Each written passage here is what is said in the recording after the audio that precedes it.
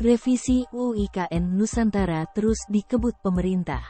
Menteri Perencanaan Pembangunan Nasional, Kepala Badan Perencanaan Pembangunan Nasional, Bappenas, Suharso Monoarfa mengatakan ada 3 poin yang direview dalam UU IKN Nusantara.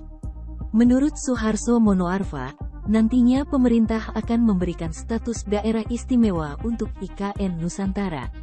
Pemerintah kini terus melakukan percepatan revisi Undang-Undang UU Nomor 3 Tahun 2022 mengenai Ibu Kota Negara, IKN.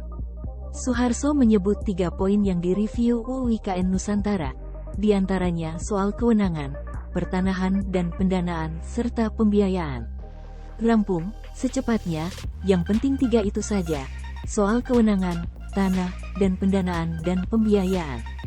Saya sudah lapor Presiden dan kita akan teruskan, kata Suharso Monoarfa ditemui usai peluncuran logo IKN di Istana Kepresidenan Jakarta, Selasa, tanggal 30 Mei tahun 2023, seperti dikutip tribunkaltim.co dari kontan.co.id.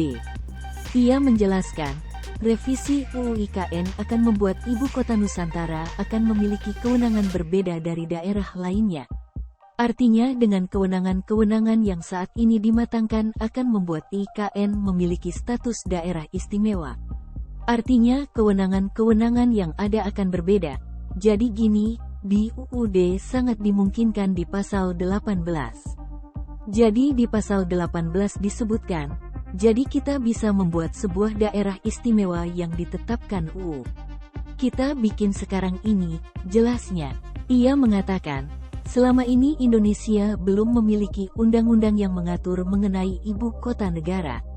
Selain itu, revisi UU Nomor 3 Tahun 2022 juga tidak menggunakan konsep bongkar pasang. Ia berharap dengan adanya perbaikan UU tersebut akan membuat IKN menjadi lebih lincah.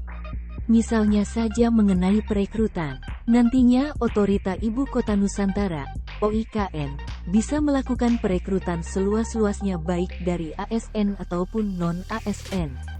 Hal tersebut akan diatur dalam perbaikan UU IKN. Kita belum pernah punya UU tentang Ibu Kota Negara. Jadi ini pertama kali. Jadi modelnya bukan bongkar pasang, tidak sama sekali. Kita ingin buat yang lebih baik, Ebih Agile, kata Suharso. Ia menjelaskan, melalui perbaikan tersebut akan memberikan kewenangan yang berbeda dari pemerintah daerah kepada IKN. Akan ada kelebihan yang akan kami berikan ke IKN. Artinya, kewenangan yang dimiliki IKN sebagai pemerintah daerah akan berbeda, imbuhnya. Kewenangan yang dimaksud misalnya, pemerintah IKN dapat langsung bekerja sama dengan badan usaha otorita.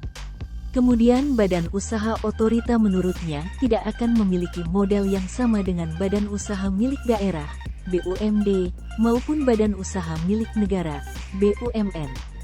Jadi misalnya mereka bisa langsung bekerja dengan badan usaha otorita yang berbeda baik dari bentuk seperti BUMN ataupun BUMD. Jadi dia lebih agile. Jadi kita ambil yang baik-baik, praktik baik yang sudah terjadi selama ini yang kita letakkan di UU yang baru ini, jelasnya. Kemudian mengenai pertanahan, nantinya dengan revisi UU IKN tanah dapat dikelola oleh OIKN. Pasalnya, tanah yang dikelola pemerintah daerah selama ini dilakukan melalui pendekatan kementerian, lembaga yang diawasi oleh Kementerian Keuangan. Selama ini kan pendekatannya pendekatan sebagai KL mau tidak mau pasti melalui bendahara negara yang menguasai kekayaan negara. Tapi sekarang kita meletakkan sebagai Pemdasus pemerintah daerah khusus. Dengan demikian kekayaan itu ada sebagian yang diserahkan, jelasnya.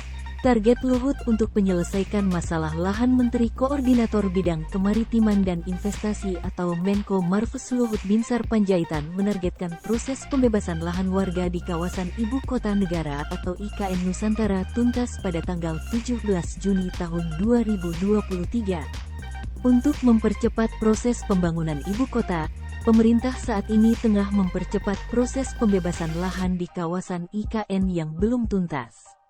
Menko Marves menargetkan pada tanggal 17 Juni mendatang, seluruh ganti untung lahan warga telah selesai dibayarkan.